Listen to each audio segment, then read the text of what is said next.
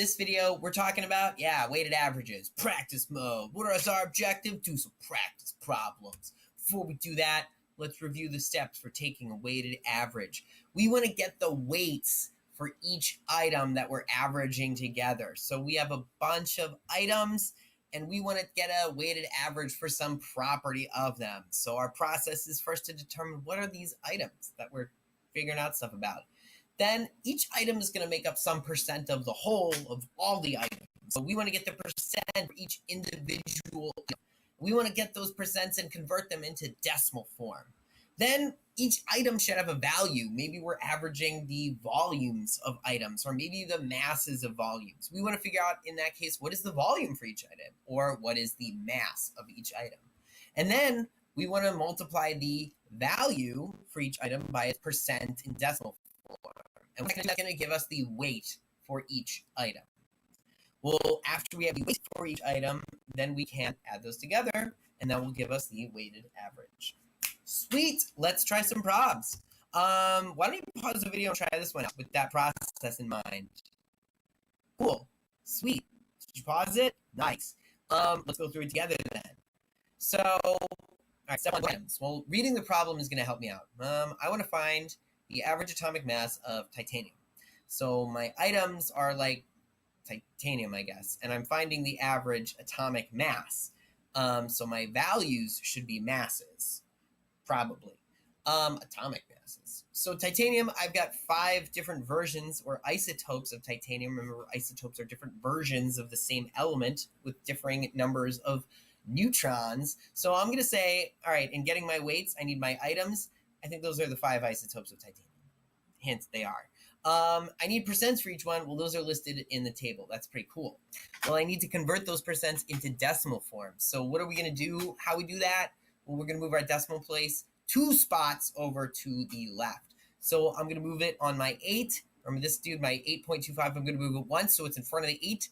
And then I'm going to move it another space. So I'll have to put in a 0 in front of that 8. So it'll end up with 0.0825. And that's better to write it. It's better to write it as 0.0825. Just make sure your 0 doesn't get lost. If it's a real tiny one, you're writing it out by hand.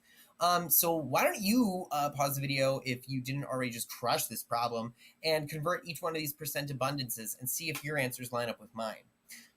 Sweet, you paused the video and let's see what you got. Did you get that? Did you get that? Did you get that? Did you get that? Because those are the values that I got when I converted these into decimal form. Neat. Well, we said that we're looking for the average atomic mass. So when we go looking for our values now, I think that those will be the masses that we have listed. And the units on those, I know that these are what I need because AMU is the units. When we have information in a table and we've got stuff in parentheses, usually those are the units of the whatever word they just followed. So when we talk about mass, AMU is the unit. And AMU stands for atomic mass units. So that's perfect if I want to find average atomic mass. I've got units of atomic mass. Sweet. So I've got for each item the value and the percent in decimal form, and now it's time to multiply it all up to get my weights.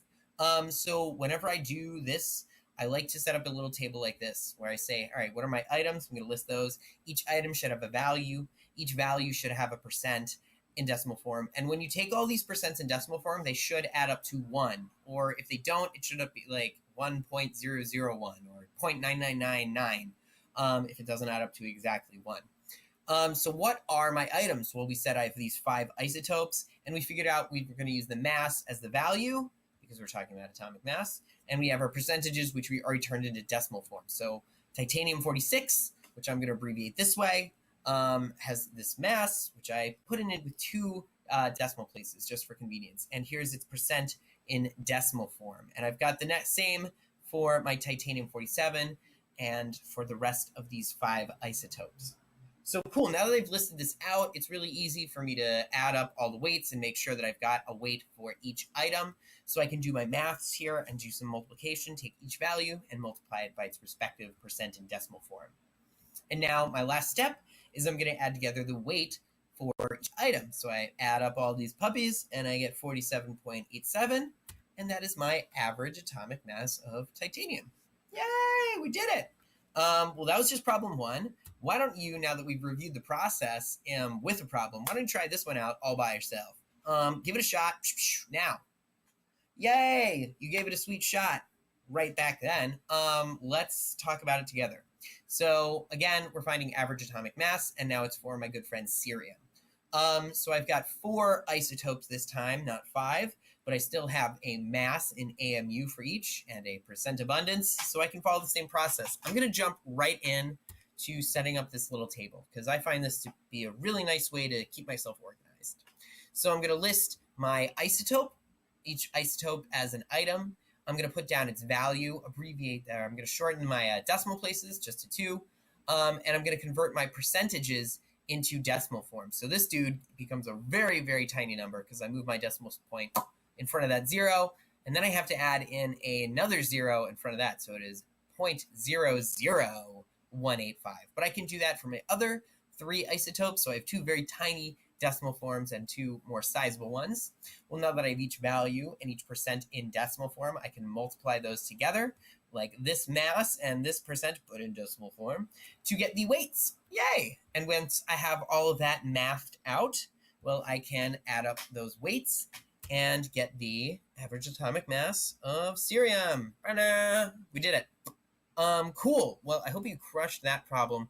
Why don't you try this puppy, which might be a little bit more challenging because we don't have a nice table here. We just have a word problem, and you have to pull the information out of it. So pause the video, read over this dude, and give it a shot. Sweet. You did just what I said back there a moment ago. Well, what are we looking for here?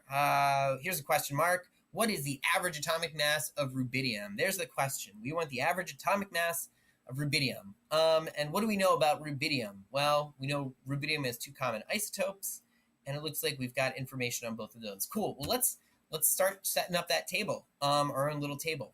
So each item should be a rubidium, probably isotope. And then we have 2 common isotopes. So we know about rubidium 85 and rubidium 87. Nice. And we're looking at average atomic mass, and we have these dudes in AMU for each item. So for rubidium 85, our value should be For rubidium 85, our value should be the mass, which is 84.91 AMU. And we also have a mass for rubidium 87, 86.91 AMU.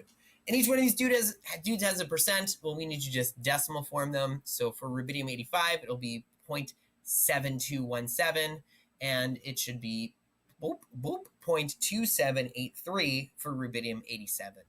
So we can multiply these puppies together, and that will give us the weight for each isotope of rubidium, each item, and we can add together those weights to get our average atomic mass. Sweet! So why don't you try this last problem by yourself? We'll review it, and then we'll say goodbye. Yeah, try them out. Sweet, you tried this problem out. Nice. There's 3 common isotopes of silicon. Nice. We want to know what the average atomic mass is. Same process. We got all 3 of them mentioned here. So there's silicon 28, 29, and 30. We've got a mass for each of our silicon isotopes.